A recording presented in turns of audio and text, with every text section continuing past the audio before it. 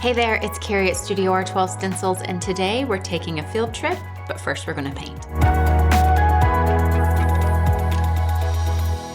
Mother's Day was yesterday, which means it is time to plant. In Zone 6, we are in Southeast Ohio. The final frost is finally gone, and it is time to get the gardens prepared. So Patty, Morgan, and I have been little gardeners for the past few weeks. Our beds are filled and we are ready to reap what we sowed. However, we know that it can be really frustrating when you're gardening, trying to remember what you planted where, what's a weed, what's not a weed. So we made some amazing garden markers to help you out. We have several different sizes of markers, from our small size, and they even get bigger than this. And we have them in herbs and vegetables. So for our herbs, you have everything from sage to parsley to lavender.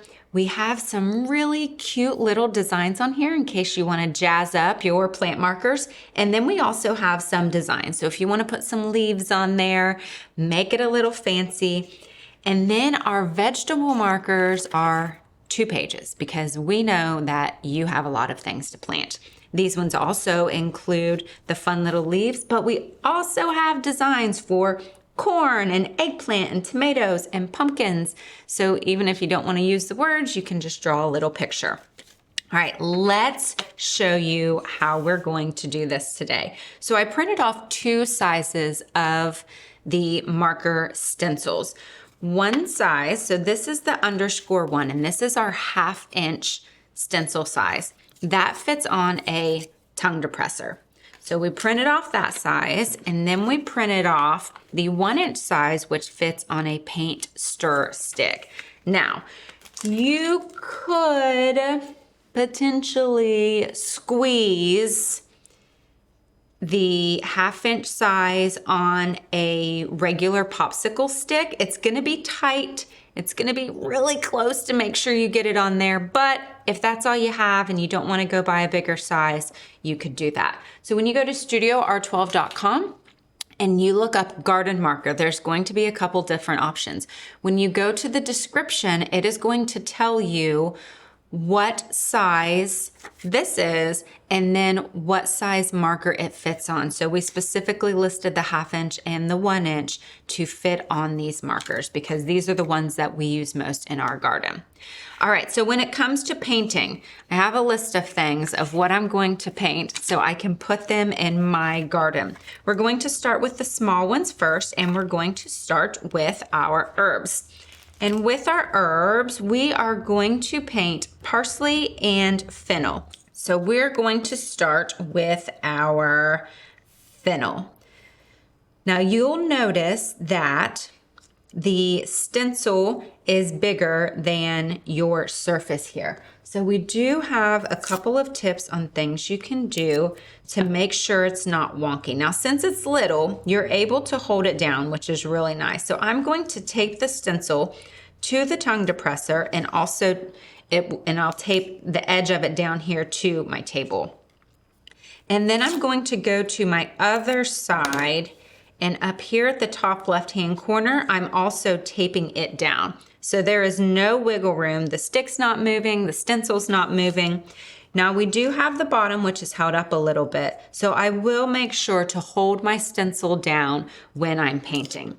And we are going to just start with a number 28. This is black. We have our paint color guide on StudioR12.com. And you can see all of the paint colors that we use. We buy our paint in bulk from Sherwin-Williams because we paint a lot.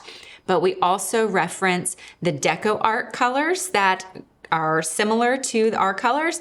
And then we also have the hex code so you can see what that is and maybe match it to something else if you're using a different brand of paint. So we have our paint, and we're just using a little bit because these words are really tiny. We put it on our reusable Mylar palette, which is lovely. Now, if you have got a pack of dome brushes from StudioR12, then you probably have a little brush or two that you maybe aren't sure what to use for. This is going to be the project for that.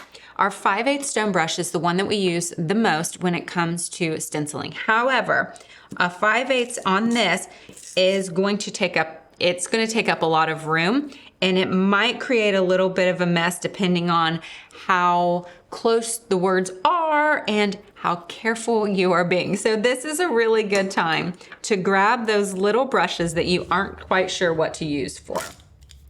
So let's get a little bit of paint onto our small brush. This is the 1/4 inch size. And we are still coming over to our paper towel to offload. And then I am going to stipple on top of my surface here. And we are stippling the word fennel. I have fennel in my garden. I drink fennel tea every morning. So I decided I would plant my own fennel so that I can get the seeds and make my own tea from what I made in my garden. All right, so I just went back and forth a couple of times stippling, and it doesn't take long. This is a super quick project, and there we go. We have fennel. It is ready for the garden. Something that's really great about these stencils is if you are particular like me and like to make sure that everything is lined up in a correct spot, we have your back. Underneath all of the words on these stencils, we have a really lightly etched line that shows you how to keep it straight. So when you are putting it on your surface, you can line up that little etched line with the bottom or the top of your surface, or you can eyeball it and put it in the middle so that your stencil is exactly where you want it on your marker. So I'm going to go ahead and do all of my other small ones, and then we'll be back. Okay, so when we do these videos, we always like to test things out and make sure that we share what works and what doesn't work.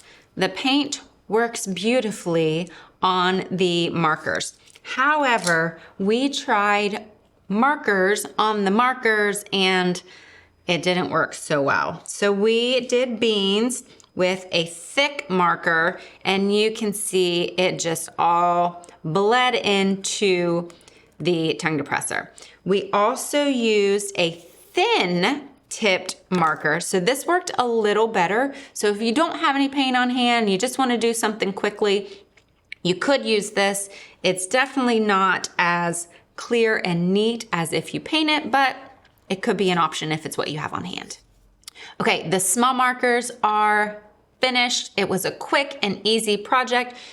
If you've been here for a while, you know I normally paint in neutral colors, so it's no surprise that I went really basic with my garden markers. However, you could use red for your tomatoes, or you could use green for your peppers or your cucumbers. There are endless options depending on how colorful and jazzy you want them to be. When you are purchasing or picking up your paint stir sticks, we have a couple of different kinds here that we've gotten from a couple of different places. One of them had designs all over it. This one does not. This one just has a little mark on the bottom. So what we'll do is we will paint this end and stick the side that has the emblem on into the dirt so that you can't see it. I'm going to start with Brussels sprouts. So I have three different types of garden areas. I have raised beds in aluminum tubs. I have GreenStalk tower gardens, which are vertical. And then I also have a barrel that I have my tomatoes in. So for the things that are in my tower that have small pockets, I'm going to be using the small markers. But for my beds, which are bigger, these large ones are going to be really great in size for that. I could also use the small ones, but I want to show you how both of them will look in your garden. So I'm going to a little bit bigger of a brush. This is the 3/8 inch. We're still not using our biggest one. However, you could if you wanted to. And I am still stippling here. I like to use stippling with this because it's going to be quick. It's going to cover more ground faster. And the stencil designs on this are small because of the words. And I just really like to use the stipple technique when I am doing small designs. It seems to get in the nooks and crannies a little bit better for me.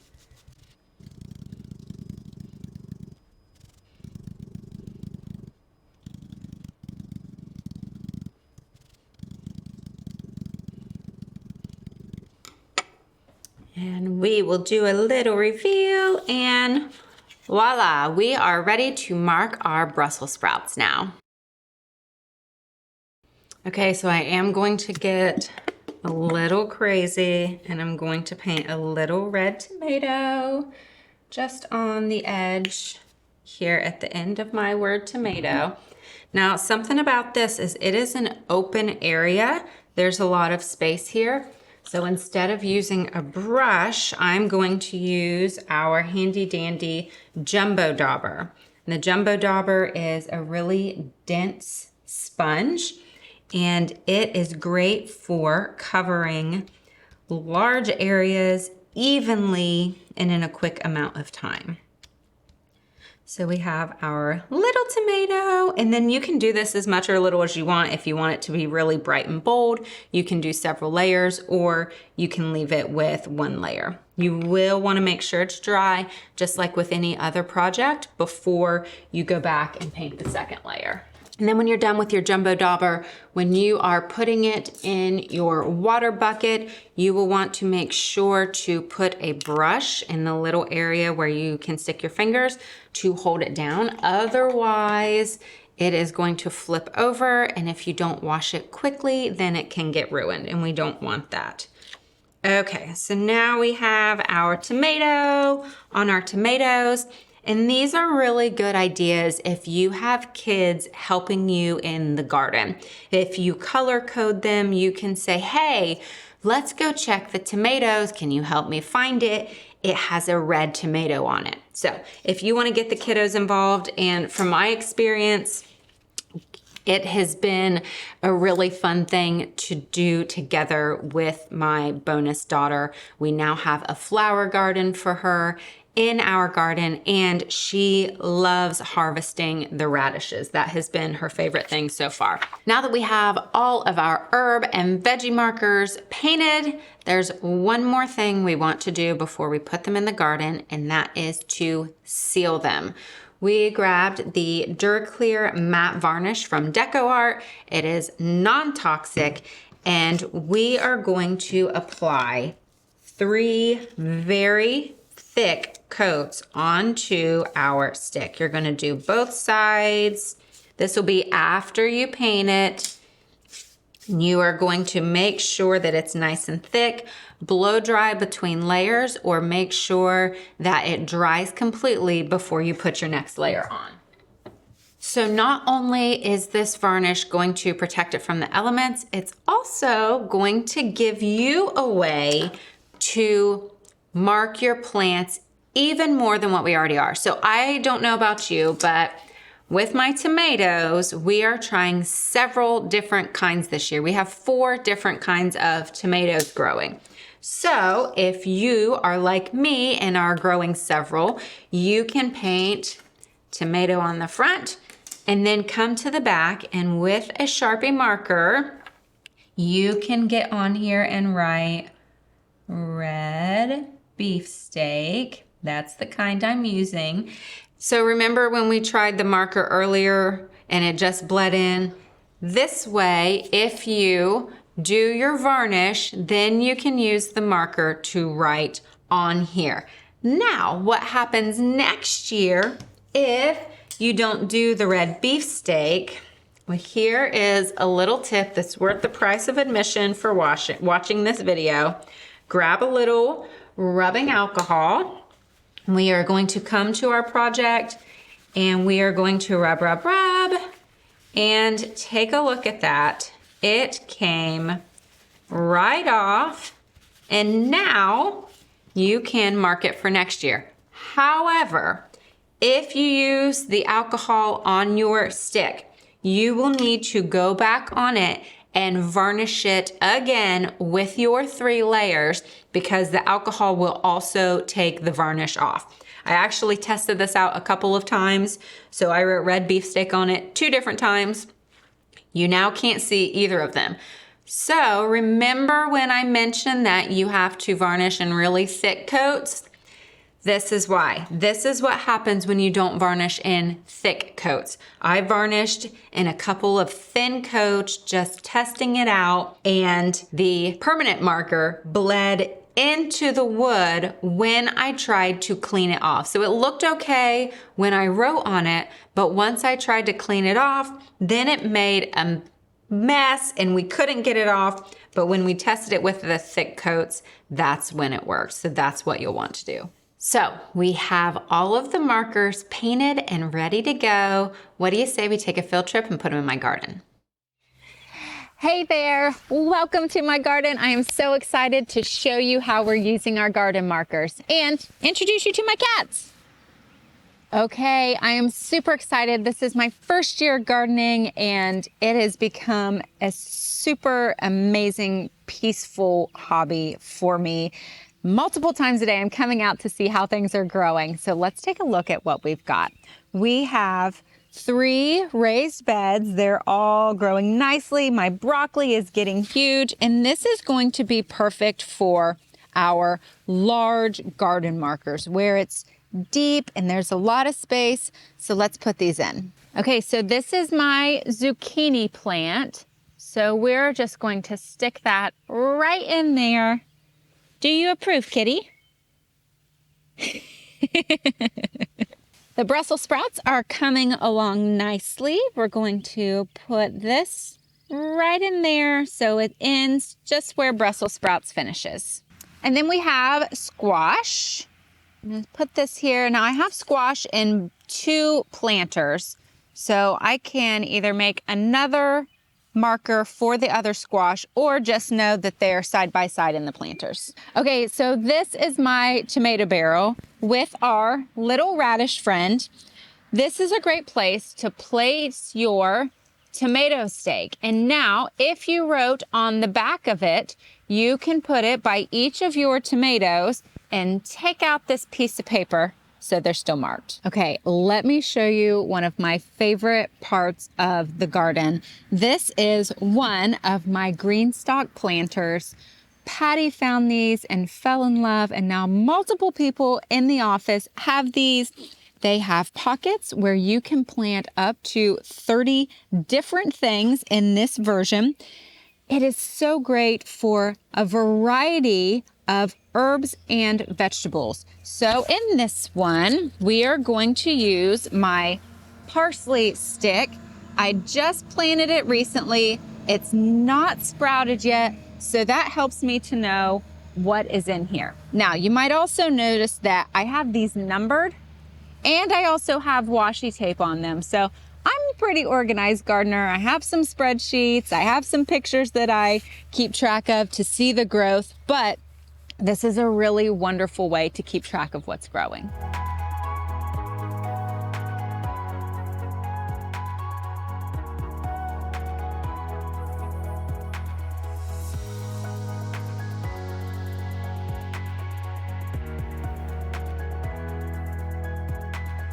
If you loved these garden markers and you want to grab them for your own garden, we will place the link below so you can go to StudioR12.com and get either an herb or a veggie garden marker. And if you love this video and want to see more fun things that you can do around your home with stencils, be sure to subscribe to StudioR12. You can come in the garden. I know you like it.